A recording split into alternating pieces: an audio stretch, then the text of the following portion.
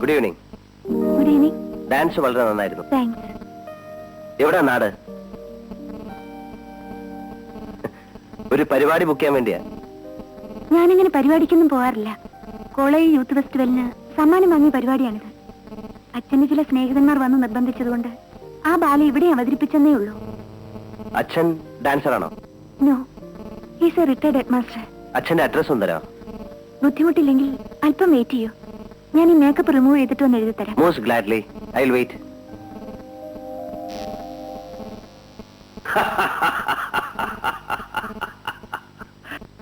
അമ്മാവൻ എന്തിനാ ചിരിക്കുന്നത്? എങ്ങനെ ചിരിക്കാതിരിക്കും എന്റെ അനന്തരവാ. ഭാനു, നീ ഇവൻ പറയണത് കേട്ടോ? എന്താ ചേട്ടാ? അവന് വിവാഹം കഴിക്കണമെന്ന്. വിവാഹോ? ആ. എന്താ ചെയ്തൂടെ? ചേട്ടാ, അതിന് നിനക്കാരെങ്കിലും പെണ്ണ് തരുമോ? അത് ഇനി അന്വേഷിച്ചാലേ പറയാൻ പറ്റൂ.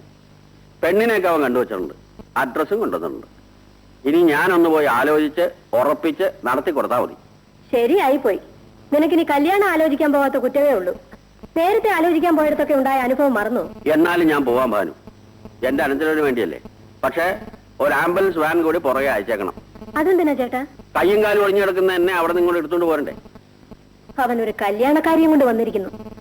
ഇങ്ങനെ ചിലതൊക്കെ ജീവിതത്തിൽ വേണ്ടി വരുമെന്ന് നേരത്തെ ഓർമ്മിക്കേണ്ടതായിരുന്നു. നേരത്തെ ഞാൻ പല തെറ്റും ചെയ്തിരിക്കാം. ഇനി ഒരിക്കലും അത് ആവർത്തിക്കില്ല.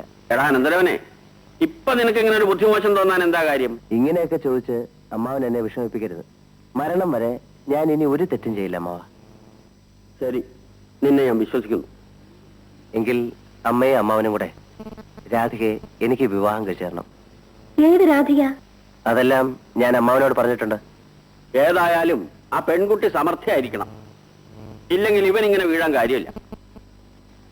നീ നന്നാവാനാണ് തീരുമാനിച്ചിരിക്കുന്നതെങ്കിൽ ആ പെണ്ണിന്റെയും അച്ഛന്റെയും കാല് പിടിച്ചിട്ടായാലും ഈ കല്യാണം ഞാൻ നടത്തിത്തരാം. നീ ദൈവത്തിന് മനസ്സിൽ ധ്യാനിച്ച് ആ അഡ്രസ് കൊടുതാ. മോനെ, കാപ്പി എടുത്തു വെച്ചിരിക്കുന്നു, പോയി കുടിക്കേ. അനു, ഈ കല്യാണം നടന്നാൽ ഇവ നന്നാവും. ലീലേ, ഇതെടുത്തോട്ട് പോ. ഞാൻ ഇനി കുടിക്കില്ലെന്ന് പറഞ്ഞില്ലേ? എടുത്തോണ്ട് പോവാൻ. എന്നാലും എന്നോട് ഈ ചതി വേണ്ടായിരുന്നു മോഹൻ സാറേ. സാർ എന്നെ ഉപേക്ഷിച്ച പിന്നെ എനിക്ക് ആരുമില്ല. നോണ പറയല്ലേ വിലാസിനി, നിനക്ക് പലരും ഇല്ലേ? എന്റെ സ്ഥിതി അതാണോ? ആശാനായിട്ടും ശിഷ്യനായിട്ടും കൂട്ടുകാരനായിട്ടും ഉണ്ടായിരുന്ന ആകെ ഒരു തിരിയല്ലേ? ഈ കടുങ്കൈ കാണിച്ചാ പിന്നെ ഞാൻ വഴിയാധാരമല്ലേ? ഞാൻ എന്ത് ചെയ്തെന്നാ നിങ്ങൾ ഈ പറയുന്നത്?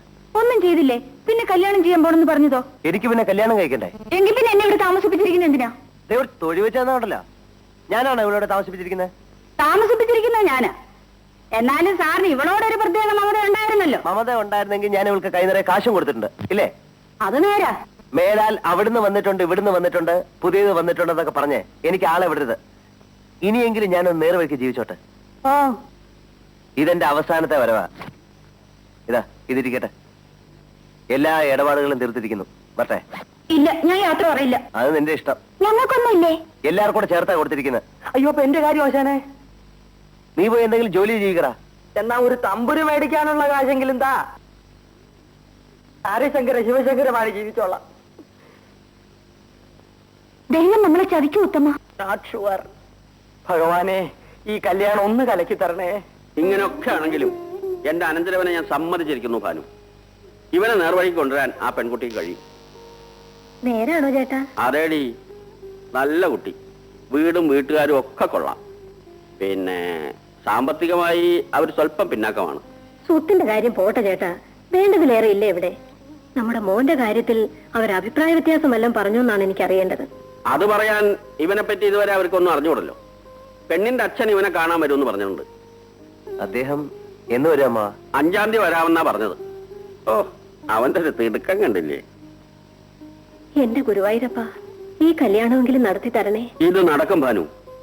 അല്ലെങ്കിൽ ഇത്രയും നല്ലൊരു പെൺകുട്ടിയെ കണ്ടെത്താനോ ഇവൻ ഇങ്ങനെ ഒരു നിർബന്ധം തോന്നാനോ വല്ല കാര്യമുണ്ടോ?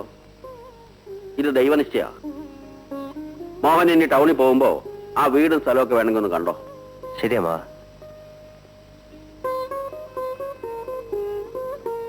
ആ പെൺകൊച്ചും കൂടെ വന്നോട്ടെ ഭാനു. നിന്റെ മോൻ തങ്ക കമ്പി പോലെ ആവും. എന്റെ ദൈവമേ. ഞാനൊരു കാര്യം ചോദിച്ചാ നേര് പറയോ? ചോദിക്കൂ. അന്ന് ഗ്രീൻ റൂമിൽ വെച്ച് ആദ്യമായി എന്നെ കണ്ടപ്പം എന്തോ തോന്നി? വെറുപ്പ് തോന്നിയോ? വെറുപ്പോ? പിന്നെന്താ, ഇഷ്ടം തോന്നിയോ? എന്തിനാ അറിയുന്നേ? എങ്കിൽ എനിക്ക് എന്തോ തോന്നിയെന്ന് പറയട്ടെ. എനിക്കൊരു പുതിയ ജീവിതവുമായി ഒരു ദേവത പ്രത്യക്ഷപ്പെട്ടിരിക്കുന്നു തോന്നി. കളിയാക്കണ്ട. സത്യം, ഇന്നലെ വരെ ഞാനൊരു എരപ്പാളിയായിരുന്നു. ചെയ്യാത്ത കൊലജായ്മകളൊന്നുമില്ല. പക്ഷെ രാധയെ കണ്ടു കഴിഞ്ഞപ്പം ഒരു പുതിയ തേജസ് എന്നിലേക്ക് കടന്നു വന്ന പോലെ തോന്നി. ഇങ്ങനെ മോശം പറയാനാണെങ്കിൽ ഞാൻ പോവാ. മോഹസ്തുതിയല്ല രാധയെ, സത്യം പറഞ്ഞാണ്. ഇതുവരെ ഞാൻ ആരുടെയും നിയന്ത്രണത്തിലല്ലായിരുന്നു. ഇനി മുതൽ എന്നെ നിയന്ത്രിച്ച് നേർവഴിക്ക് കൊണ്ടുപോകേണ്ടത് രാധികയാണ്. എന്റെ നിയന്ത്രണത്തിൽ നിന്നില്ലെങ്കിലോ? അതൊരിക്കലും ഉണ്ടാവില്ല. എത്ര കൊള്ളരുതാത്തവനും ആരെങ്കിലും ഒരാളെ അനുസരിച്ചെന്നിരിക്കും. എന്നെ അനുസരിപ്പിക്കാൻ ജനിച്ചത് രാധികയാണ്. അമ്മ എല്ലാ കാര്യങ്ങളും എന്നോട് പറഞ്ഞു, കുറച്ചൊക്കെ അമ്മാവനും. അതെല്ലാം കേട്ടപ്പം ഈ കല്യാണം വേണ്ടായിരുന്നു എന്ന് തോന്നിയിരിക്കും. ഏയ്, അങ്ങനെ തോന്നിയില്ല.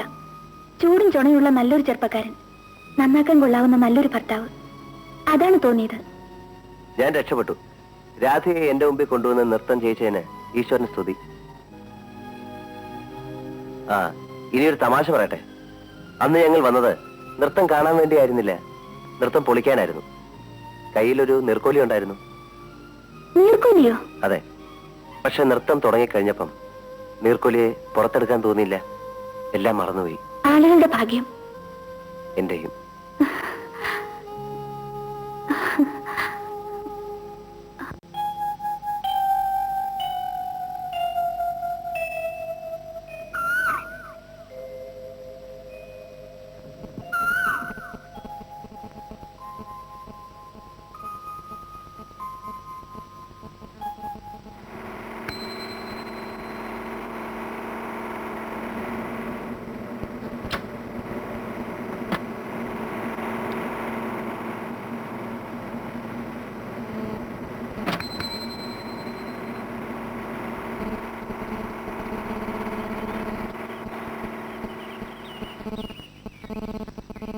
ഈ ഭാനുമതി അമ്മയുടെ വീട് ഇവിടെ അടുത്താണോ? പൂമംഗലം ബംഗ്ലാവിലെ കൊച്ചമ്മയാണോ? അതെ, അത് തന്നെ.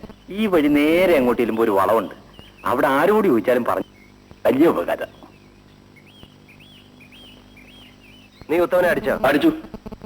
എന്തിനാണ് ഇവൻ നിന്നെ അടിച്ച്? അച്ഛനെ ഞാൻ ഇയാളുടെ ഷാപ്പിൽ കയറി അല്പം സ്മാൾ അടിച്ചു. അപ്പൊ കൊടുക്കാൻ പോക്കറ്റ് ദ്രവ്യമില്ലായിരുന്നു. പിന്നെ കൊടുക്കാമെന്ന് പറഞ്ഞപ്പോ ഇയാൾ എന്റെ ചെവുക്കുറ്റിക്ക് ഒരു അടി. നേരാണോ അവൻ പറഞ്ഞേ? കാശ് ചോദിച്ചപ്പോ നിന്റെ തന്തയ്ക്ക് പറഞ്ഞു. തന്തയ്ക്ക് പറഞ്ഞാ നീ അടിക്കും? പിന്നെ ഞാൻ ഉമ്മ വെക്കും. അയ്യോ, അയ്യോ. വിലാസിനി, പിടിച്ച് മാറ്റ്, പിടിച്ച് മാറ്റ്, താമസിച്ചേ. പിടിച്ച് മാറ്റ്, പിടിച്ച് മാറ്റ്. അയ്യോ. അച്ഛനെ, അച്ഛനെ കത്തിയെടുക്കല്ലേ, അച്ഛനെ കത്തിയെടുക്കല്ലേ. എന്താ അവിടെ? ഒരു ചെറിയ അടിയാ. അതിവിടെ പതുവാ. ഏതാ ബഹളം ഉണ്ടാക്കുന്ന പയ്യൻ? പൂമംഗലത്തെയാ. പൂമംഗലത്തെ ഭാനുമതി അമ്മയുടെ മകൻ. ഒന്ന് പറഞ്ഞ് രണ്ടാമത്തേന് കത്തിയെടുക്കും. ആരുടെ കൈ കൊണ്ട് എപ്പോഴാ ചാകുക എന്ന് ദൈവത്തിനറിയാം. അച്ഛനെ, അച്ഛനെ കത്തി. ഇവിടെ